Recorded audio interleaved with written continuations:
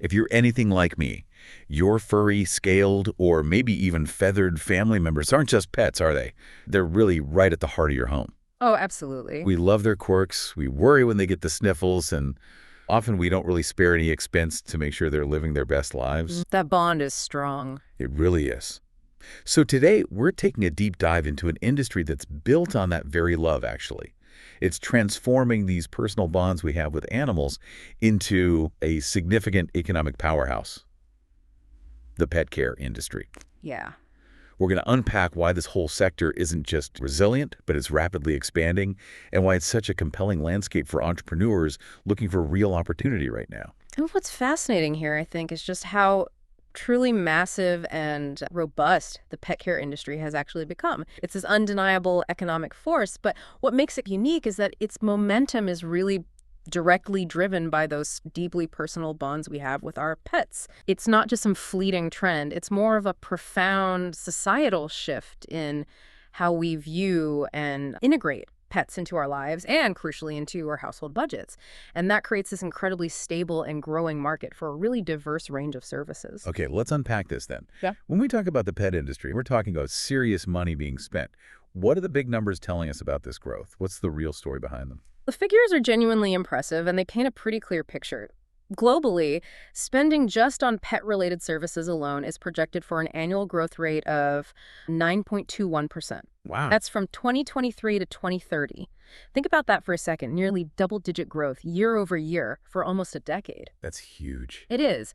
And in the U.S. specifically, spending on pet products and services was already over, $128.6 billion recently? Okay. And that number isn't just climbing. It's set to surge to $195.6 billion by 2030. Goodness. And some even more optimistic analyses, like those from Morgan Stanley, project the U.S. pet industry could surpass an astonishing $277 billion by 2030. 277 billion. Yep. These aren't just big numbers. They really reflect a fundamental redefinition of pets as integral family members. Spending patterns are increasingly mirroring human healthcare and lifestyle choices. Wow, those are absolutely staggering numbers. It really does put the sheer scale into perspective. So it's definitely not just a niche market anymore, is it? It's truly mainstream. Absolutely. And it's not just about the amount of money. It's about the sheer breadth of the customer base, too. Okay. Consider this. Roughly 66% to maybe 70% of U.S. households include a pet. So 2/3 or more. Exactly. To put that into real terms, we're talking about 65.1 million households with a dog and 46.5 million with a cat. That's a lot of furry friends. It is. This isn't just a broad audience. It's a massive, widespread, and growing audience for pet services. It just shows how pets have become such a core part of American family life, creating this consistently reliable demand. It's big, it's broad. But what about economic ups and downs? We've seen a lot of market volatility lately. Can this industry truly withstand that kind of economic uncertainty? Is it like recession-proof or maybe just recession-resistant? Yeah, that's a crucial point, and the data suggests it's highly recession-resilient. Okay, resilient. Which means it can weather economic downturns far better than many other sectors. We saw this clearly during recent challenging times. Right. For instance, while the overall pet industry saw about 6% growth back in 2021, a company like Zoom, which focuses on dog training, they reported a remarkable 59% increase in gross sales that same year. 59% compared to 6. Exactly. It tells us something pretty profound. Even when household budgets tighten, people consistently prioritize their pets' well-being. It's really a testament to that non-negotiable bond we have with our animals, making their care a stable and consistently growing economic sector. So what does all this mean for you, the listener? Whether you're an aspiring entrepreneur, maybe looking for your next venture, or perhaps just a curious mind trying to understand these market shifts. Yeah, what's the takeaway? It means we're looking at a large, stable, and consistently growing market. And it's driven by that enduring, almost unbreakable bond people have with their pets. It's not just a passing trend. It really is a fundamental societal transformation in how we view our animal companions, solidifying their care as a robust and rewarding economic opportunity. Okay, so here's where it gets really interesting for me. When you think pet business, your mind might immediately jump to, I don't know, pet food or maybe a local dog walker. Sure, the obvious stuff. Right. But given these incredible financial figures we just talked about, and the sheer number of pet households, it makes me wonder, where is all this money actually going? What does the landscape of services actually look like beyond what most of us might typically imagine.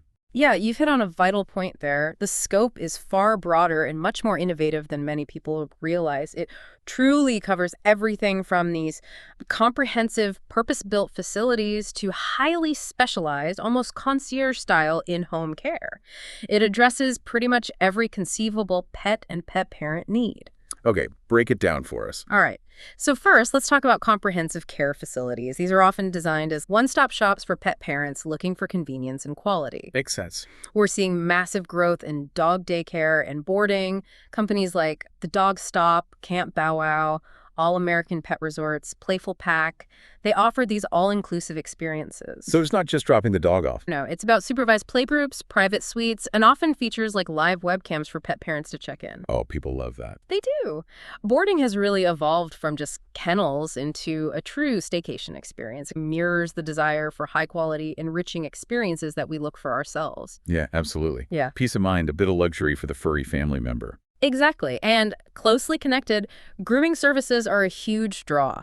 The Dog Stop, for example, offers a relaxing, almost spa-like atmosphere, full-service grooming, baths, shed reduction treatments, teeth brushing, nail trims. The works. Pretty much. Then you have innovative approaches like Scenthound. They focus specifically on routine hygiene for overall pet health. Interesting. How's that different? They offer a core package, bathing, ear cleaning, nail trims, teeth brushing, combined with their distinctive 6-point wellness check. It's really about preventative health, not just making the dog look pretty. Okay. More proactive. And of course, you've got mobile options like Wiffies, bringing that spa experience right to your doorstep. Super convenient for busy lifestyles. And training. Okay. That seems to have really evolved beyond just basic obedience too, hasn't it? Yeah. We talked about pets being family, and that connection means owners want the best for their development, their behavior. It feels like training has really stepped up to meet these higher expectations. Oh, absolutely. Modern training services go way beyond simple sit and stay. Companies like Zoom Room, for instance, their whole philosophy emphasizes training the people who love them. Okay.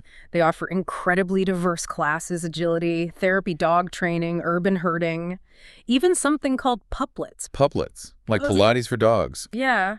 The Dog Stop and Camp Bow Wow also provide a variety of classes, from basic puppy training to more advanced behavioral stuff, sometimes even in-home options. The deeper insight here, I think, is that as pets integrate more into our daily lives, owners are investing more in their companions' social skills, physical health, even emotional well-being, just like they would for a child almost. That makes total sense. What about retail? Do these places sell products too? Yeah, many of these facilities very smartly incorporate retail. The Dog Stop features carefully selected premium foods, supplements, unique toys. Earthwise Pet really stands out here. They have certified pet dietitians providing expert nutrition advice. Wow, like a nutritionist for your pet.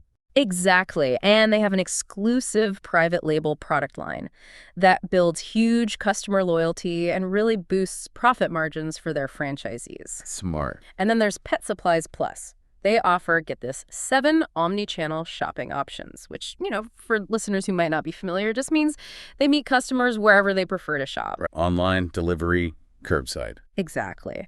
Online ordering, same-day delivery, curbside pickup, or just walking into their physical stores. It's all about seamless convenience across every touch point.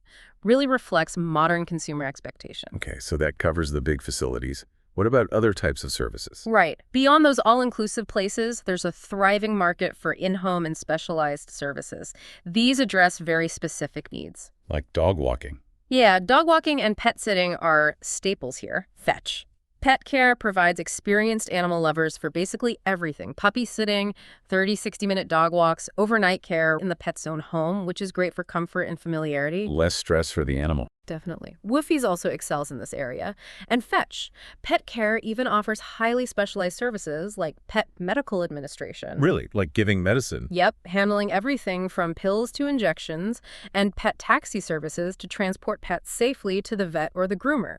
This really caters to, say, aging pet populations or just busy owners who need reliable expert help. It's truly fascinating how specific some of these services are getting. Pet waste removal. Yeah. And memorial services. Yeah. These aren't things you traditionally think of as pet care, right? Yeah. What does their emergence tell us about how mature this market is and how willing owners are to invest in these less obvious but clearly valuable solutions? It tells us the market is incredibly mature and really responsive to pretty much every conceivable pet-related challenge or life event. Take pet waste removal companies like POOP 911. Great name. They offer professional yard cleanup, even deodorizing, with no contracts and a satisfaction guarantee. It's a service that directly tackles a common pain point for pet owners, the less glamorous but undeniably necessary parts of having a pet. Yeah, no one likes doing that. It gives them back their clean yard and their precious time. Okay, that makes sense. And the memorial services. And then, yeah, on the more somber but incredibly important side, you have services like pet memorial and cremation. Resting Rainbow provides compassionate services, private cremation, often with a swift 24 to 48-hour turnaround for the ashes. That's quick. It is, which helps with closure. They offer attractive wooden urns, paw impressions, even virtual memorial pages. It's all about providing dignity and crucial support for pet families during a time of immense loss. It really shows the depth of that human-animal bond extending even to end-of-life care. Wow.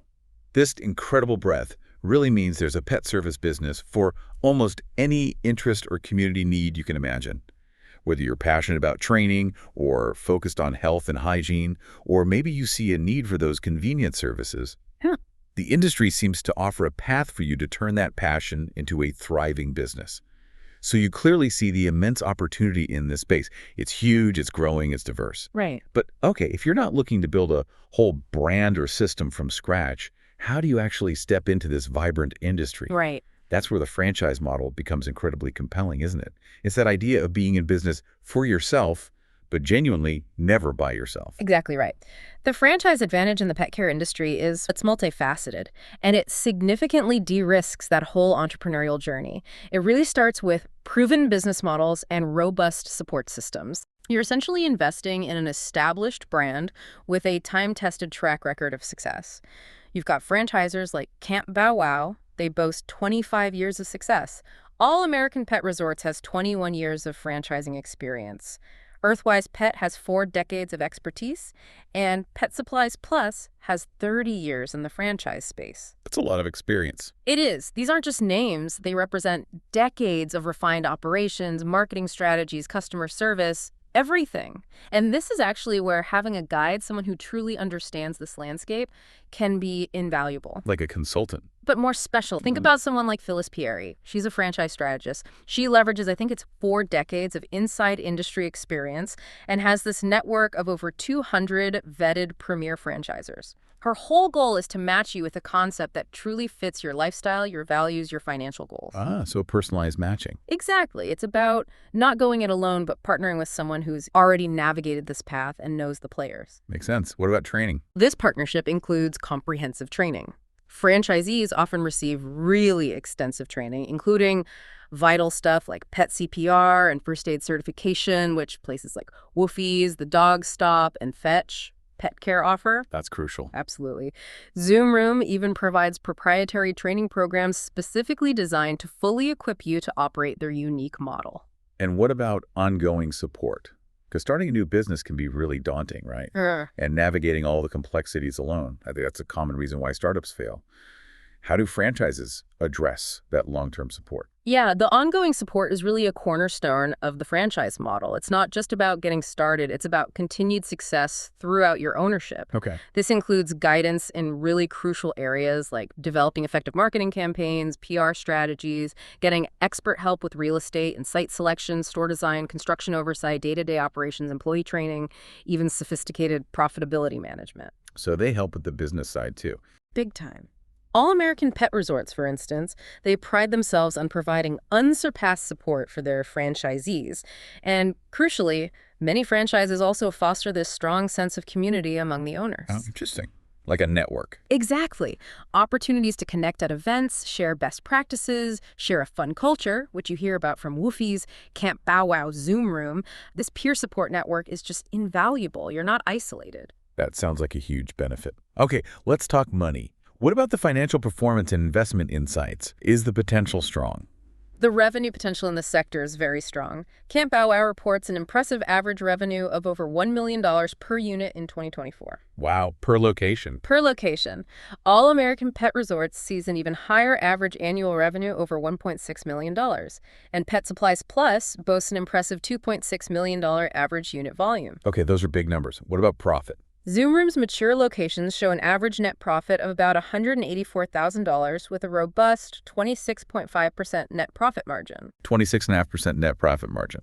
That is quite robust for any business.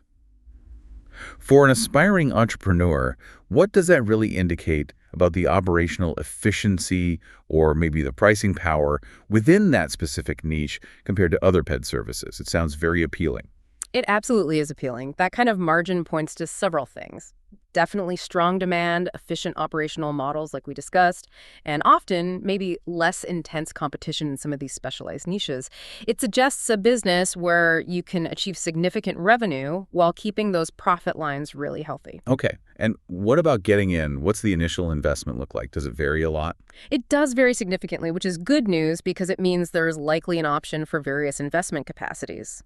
Mobile units, like the ones Earthwise Pet offers, can require as little as, say, $50,000 in liquid capital. Okay, so that's the cash you need on hand. Right, not necessarily the total financing amount.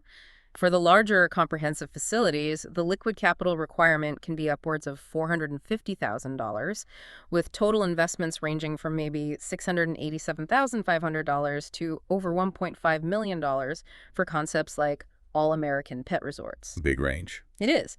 But then Zoom Room stands out again with a notably lower startup cost, around $300,000 for their smaller footprint model. It's interesting. And speaking of Zoom Room, their model also highlights significant efficiency.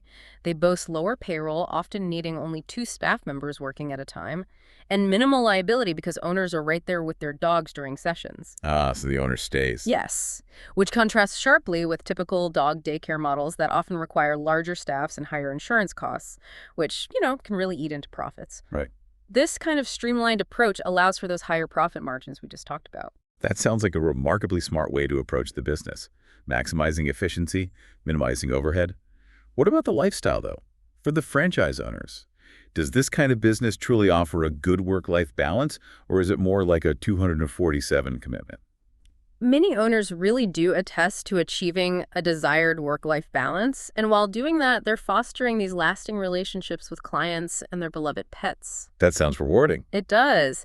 Testimonials from franchise owners often describe it as a dream come true for pet lovers. They emphasize the financial opportunities right alongside the peace of mind of doing something they genuinely love. As one Pet Supplies Plus owner put it, it seemed too good to be true, but it all pans out. Huh. It all pans out. I like that. Yeah. And it's an industry where you can genuinely give back to the community, too. Many franchises, like Zoom Room, partner with local animal rescues and charitable organizations. So, yes, it really seems to be a field where passion and profit can genuinely align. So, you see, choosing a franchise in this sector really means leveraging established expertise, a proven system, and that ongoing support structure. It can significantly de-risk your entrepreneurial journey. It's truly about setting yourself up for success in an industry that rewards both your passion for animals and your sharp business acumen. Okay, so we've journeyed through this really dynamic and ever-growing pet care industry today, from its impressive financial scale to the incredible diversity of services it offers and the robust support provided by those franchise models.